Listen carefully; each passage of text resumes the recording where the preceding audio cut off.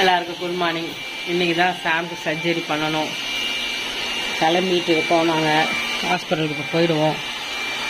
Operation பண்ணணும். Sir என்ன பண்ணிட்டுருக்கார் பார்த்தீங்களா? இதுதான் இப்படிதான் நிறைய தேவையில்லாத வேலை செய்வார். சும்மாவே இருக்க மாட்டார். ஹாய் ஓய் பாப்பா, ஆப்ரேஷன் பண்ணணும். நீங்கள் என்ன பண்ணிட்டு இருக்கீங்க?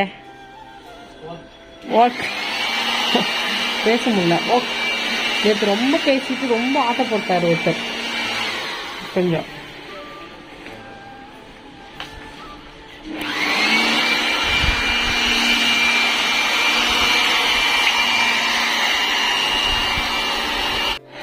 பாரு, செடியெல்லாம் இருக்கு. இது என்ன செடின்னு தெரியல எங்களுக்கு. இது செம்பருத்தி. இது பாரிஜாத்தம். எல்லா செடிக்குமே பாரிஜாத்தம் தான் சொல்லுவாங்க. இன்னைக்கு தான் சர்ஜரி. இன்னும் ஒரு ½ அன் ஹவரில் கிளம்பி நாங்கள் போயிடுவோம். இன்னும் ஹாஸ்பிட்டல்லேருந்து எங்களுக்கு ஃபோன் அடிக்கலை. எப்பவுமே ஃபோன் அடித்தாங்க. நேற்று நாங்கள் தான் எடுக்கலை. வச்சிருப்பாங்க ஃபோன் உள்ளது. பார்த்தியா? இது பாருங்க கீரை. அதுக்கு அடுத்தது இது என்னது? அது ஜியோக்காக போட்டிருக்காங்க பைப்பு. ஒயருக்கு இவ்வளோ நாள் ஒயரே கிடையாதுல்ல ஏரியாவில். இப்போ தான் ஒயர் கனெக்ஷன் போடுறாங்க. உடச்சிடாது. தென்னை மரம். அது தென்னை மரம் அப்படி வரும். ஆமாம், தென்னங்குருத்து.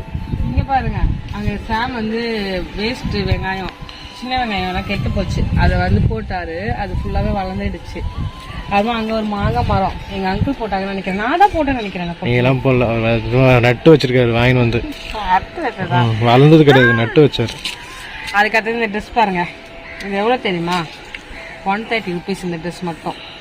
இதோடைய வெயிட்டு 1 கிலோ 666 ரூபான்ட்டு இப்போ சேல்ஸ் பண்ணிட்டு இருக்காங்க ட்ரெஸ் எல்லாம். அது 555 இருக்கும்போதே நாங்கள் வாங்கிட்டு இருக்கோம். இப்போ ரீசெண்டாக இது வாங்கி கிட்டத்தட்ட ஆயிடுச்சுலங்க. வருஷம் இருக்காது, மாச கணக்கில் இருக்கும்னு நினைக்கிறேன். பாருங்க. சரிம்மா, போ. ஃபோன் வந்தா செக் பண்ணு, கிளம்பலாம். சரி, சாம் காட்டுறேன். இங்கே பாருங்க. ஹாய் அம்மா. க்ளீன் பண்ணிட்டு இருக்காரு. ரொம்ப எதிர்காலம்ங்கிறதுனால பார்த்தீங்கன்னா ஏகப்பட்ட இலை. இப்போ இதில் போயிடும் 10 நிமிஷம் தண்ணி வந்துச்சு எங்களுது.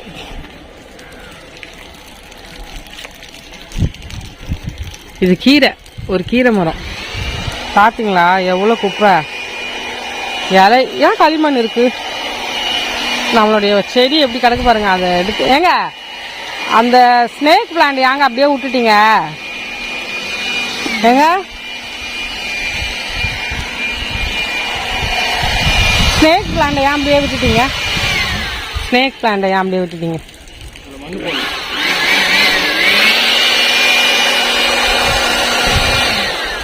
இதெல்லாம் எவ்வளோ தண்ணியாக இருந்துச்சு பார்த்தீங்களா? இப்போ எவ்வளோ அழகாக இருக்கு. ஃபுல்லாக இதை வச்சு தான் அவர் க்ளீன் பண்ணுவார். அதுக்காகவே வாங்கினார் சாம். உங்களுக்கு தெரியும்ல, பழைய வீட்டில் வாங்கினது 700 rupeesன்னு வாங்கினோம். நம்ம சேனல்லாம் அது ரேட் அதிகம். அவ்வளோதான்.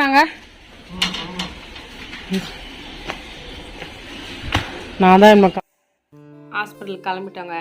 ஆட்டோ புக் பண்ணி தான் போனோம். எங்கள் வீட்டிலேருந்து ஹாஸ்பிட்டலுக்கு நாங்கள் ஆட்டோவில் போயிட்டு வரோம்னா வச்சுக்கோங்களேன், ஒரு ட்ரிப்புக்கு 250, வர்றதுக்கு 250, 500 ஆகிடும்.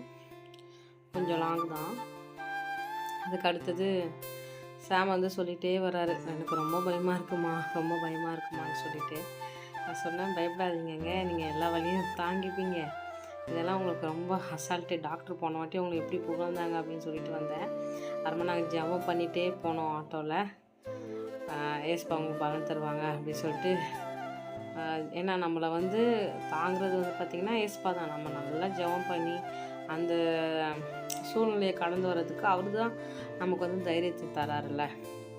நம்ம ஹாஸ்பிட்டல் போயிட்டோம். டாக்டர் ஃபோன் போட்டுட்டாங்க. ஃபோன் போட்டு, அம்மா இன்றைக்கி ப்ரொசீஜர் இருக்குமா, அதை சொல்ல தான் உங்களுக்கு ஞாபகப்படுத்த தான் ஃபோன் போட்டேன் அப்படி சொன்னார். வந்துட்டுருக்கோம் சார் அப்படின்ட்டு சொன்னோம். போன வாட்டி எப்படி பண்ணாங்கன்ட்டு சாமுக்கு தெரியும்ல, அதனால் அவர் கொஞ்சம் பயமாயிடுச்சு. இப்போ சாம் உள்ளே போயிட்டாங்க. 11 மணிக்கு உள்ளே கூட்டிகிட்டு போனாங்க. கிட்டத்தட்ட 1 மணி ஆச்சு வெளியில் வர்றதுக்கு. 2 hours சர்ஜரி நடந்துச்சு. எத்தனை தையல் வந்து போட்டிருக்காங்கன்னா 5 தையல் கிட்ட போட்டிருக்காங்க ஃபுல்லாகவே. அது ரொம்ப பெயின் இருக்கும். 5 தையல் ஒரு பல்லையும் ஜாயின் பண்ணி நல்லா ஸ்டிச் பண்ணி போட்டிருக்காங்க. 2 ஹவர்ஸும் வெளியில் உட்காண்ட்ருந்தேன். எப்போவுமே அந்த 2 ஹவர்ஸ் வெயிட் பண்ணுவோம் பார்த்தீங்களா, அது எப்படி அந்த டைம் மூவ் ஆகுதுன்னு எனக்கு தெரியாது. இதுவரை நான் ஹாஸ்பிட்டல் போயிட்டு அங்கே உட்காந்துருக்குறேன், டக்குன்னு அந்த டைம் வந்து போயிடும். ஏன்னா பயமும் பதட்டமும் ப்ரையரும் அப்படி போயிட்டே இருக்கும். இப்போ டாக்டர் வந்து என்னென்ன சாப்பிட்லான்னு சாப்பிடக்கூடாதுன்னு சொல்லிட்டு இருக்காங்க. மாத்திரை மட்டும் இல்லை, அது மட்டும் வெளில போய் வாங்கிட்டு இளநி வாங்கணும். வந்துட்டார் சாம். சரி வந்தால் ஓடி வந்துட்டார். ஃபுல்லாக பிளட்டு, ட்ரெஸ் எல்லாம் பிளட்டு, வாயெல்லாம் பிளட்டாக தான் இருக்குது. இளநி வாங்க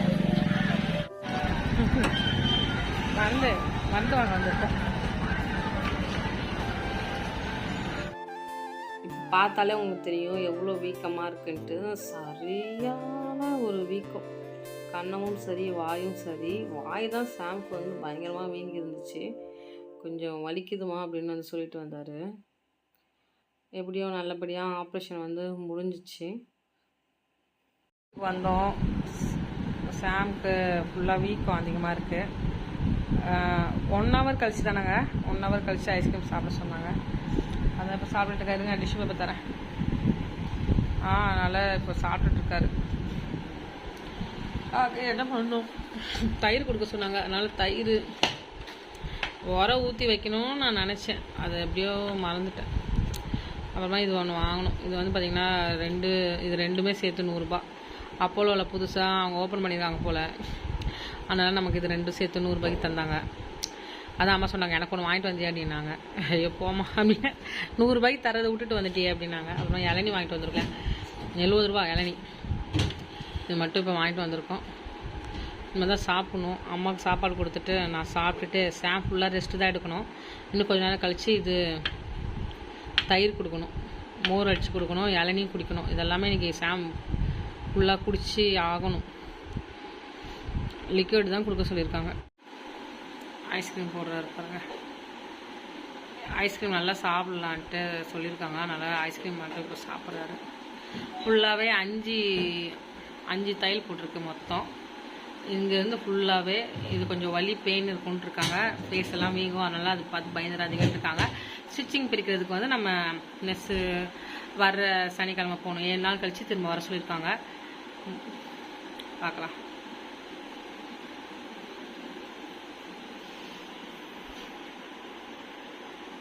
நிறைய பேர் வந்து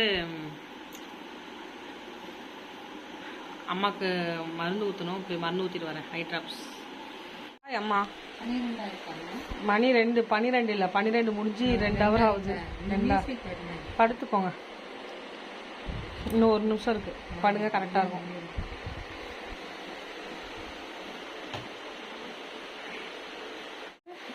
இவ்வளோ டாப்ஸ் வந்து போடணும். கண்ணாடி வாங்க போனோம், அதுக்கு எங்களுக்கு சுத்தமாக வாய்ப்பு இன்னும் கிடைக்கல. கண்ணாடி வாங்கணும். கண்ணாடி இப்போ இல்லைனாலும் அம்மாவுக்கு பிரச்சனை இல்லை. படிக்கும் போது மட்டும்தான் கண்ணாடி போட சொல்லியிருக்காங்க. இப்போதைக்கு அம்மா படிக்கிற மாதிரி இல்லை. 3வது மருந்து. இதெல்லாமே சார்ட்டு சாம் தான் போட்டு வச்சாங்க. டாக்டரே பாராட்டினாங்க, நல்லா சூப்பராக ரெடி பண்ணியிருக்காங்க அப்படின்ட்டு. வந்துதான் அவங்க 8 மணி உடனே போட்டுருந்தாங்க. அவங்க சொல்லியிருப்பாங்க 5 நிமிஷம் கேட்பாங்க. அம்மாவுக்கு ஊற்றினா அந்த மருந்து சாட்டு தான் ஃபுல்லாகவே.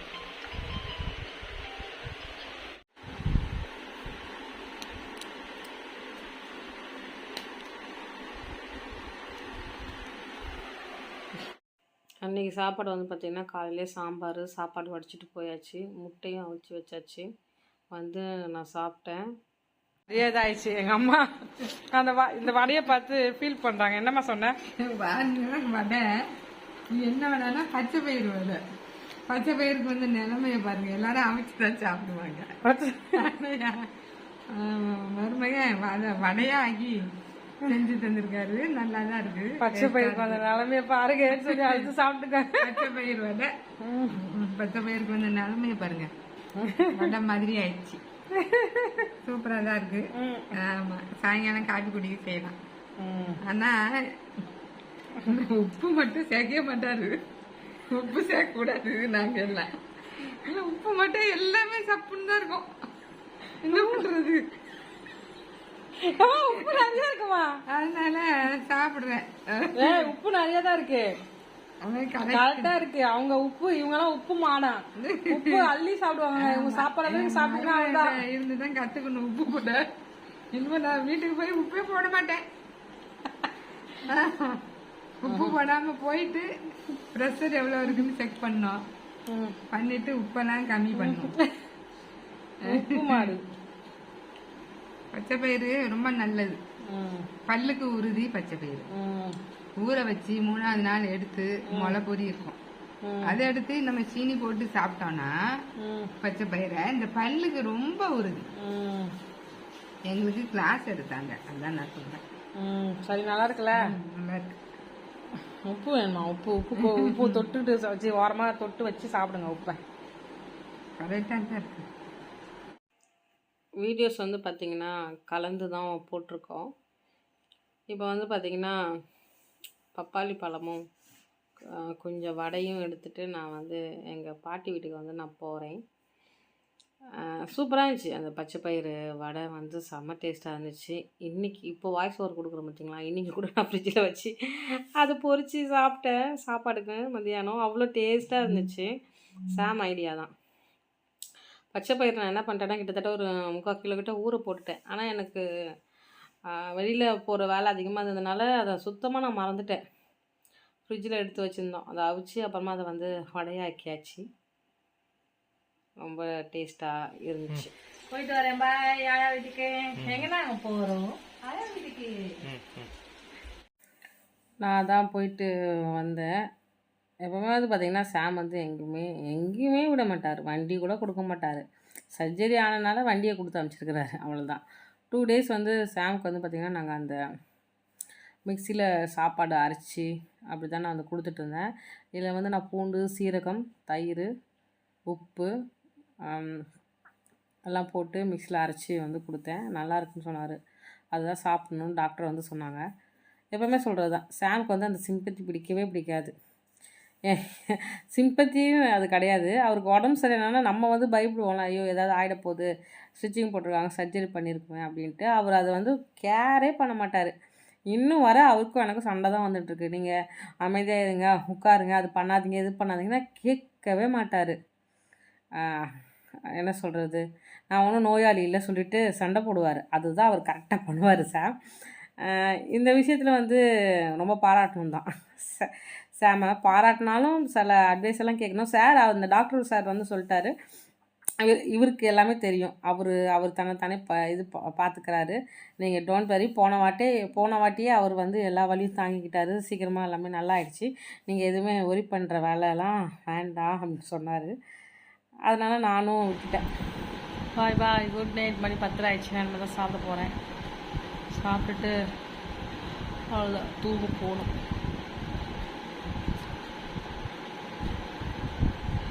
Good night.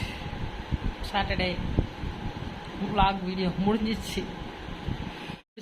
முடிச்ச பிறகு அம்மா என்ன தெரியுமா சொன்னாங்க, ரொம்ப புழுக்கமாக இருக்கா. ஏன் ரொம்ப புழுக்கமாக இருக்கு தெரியல, தேத்து ஊத்துதா? ஆமாம், ஆனால் உங்கள் ரூம் ரொம்ப ஜில்லுன்னு தான் இருக்கு. நான் தண்ணி நீங்கள் குளிக்கலையோ நம்ம காலைல? ஏசி ரிமோட்டை காணுமே. எங்க ரிமோட்? இங்கே தானே. நான் வந்தவொடனே அப்படியே ஜில்லுன்னு பார்த்தீங்க அவன் ப்ரெசன்ஸ். நான் வந்தவொடனே கூலிங் ஆகிட்ட பாரு. நீ சாப்பிட்டுட்டு தூங்கலாம்ல. கேக்குதா? ஐயோ, இவங்க கூட எனக்கு ஒரே போராட்டமா இருக்கு. எத்தனை மணிக்கு கேட்குறாங்க பாருங்க, 10:30 மணிக்கு கேட்குற கேள்வியா இருக்கு. 11 மணி ஆகுது.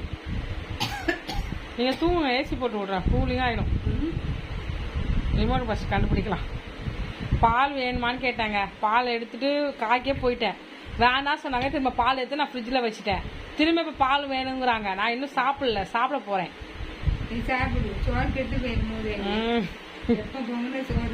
அதுதான், நீங்க இப்போ பால் வேணும்னா இன்னும் 1/2 hour வெயிட் பண்ணணும். ஓகேவா? பால் வேணுமா வேண்டாமா? ரெக்கார்ட் ஆகிட்டு இருக்கு, உண்மையே சொல்லு. வேண்டாம், நான் உண்மையாக கேட்குறேன். வேண்டாமாம்மா, இல்லை எனக்கு வேண்டாமா, நான் தூங்க போகிறேன்னாங்க. திரும்ப அங்கேருந்து குரல் கொடுக்குறாங்க. தூங்கும் போதெல்லாம் இப்படியே எழுப்பி எழுப்பி தூக்கத்தை கழிச்சிடுறாங்க அவங்க. இவங்களால எனக்கு ஒரே தொல்லையாக இருக்குது. வீட்டுக்கு அனுப்பிச்சி விடணும் சீக்கிரமா. 17ஆம் தேதி போயிடும். 17ஆ? இன்னும் 1 மாதம் கணக்கு. 1 மாதம் ஆன பிறகுதான். ஏன்னா குக் பண்ணக்கூடாது. கண்ணில் கிண்ணில் ஏதாவது பட்டு இருந்த கண்ணு அவிஞ்சு போச்சுன்னா அவன் தான் ஒன்றும் பண்ண முடியாது. ஆமா, குக் பண்ணணும். அவர் வேற அக்கடியா கிடந்து ஒல்லியாயிட்டாரு. அவரு எங்க அப்பா சோம்பேறிங்க. பக்கத்துலயே கடை இருக்கு, போய் வாங்கினா சாப்பிட மாட்டாரு. பீடி குடிக்கிறதுக்கு மட்டும் போவாரு. தெரியுமா, தூரமா நடக்க முடியலையா? இல்ல, பீடி வாங்குறதுக்கு பீடி காலி ஆச்சுன்னா கடைக்கு தேடி போய் பீடி வாங்க தருதுல, நான் அப்படியே தான் போடுவேன். டைம் ஆயிருதா, வீட்டுல போய் சமையல் செஞ்சு சாப்பிடணும்னா கால் உடஞ்சி பீடி குடிக்க கூடாது சொன்னாங்க. ஆனா அவர் பீடி குடிக்கிற எல்லாம் கமல்ல கேவலமா திட்டுவாங்க பாரு. ஏற்கனவே திட்டு தான் இருக்காங்க. நான் தினம் முட்டைலாம் கொடுப்பேன், 2 முட்டை சாப்பிடுவேன். ஆயா சொன்னாங்க, ரூபி ஆயா.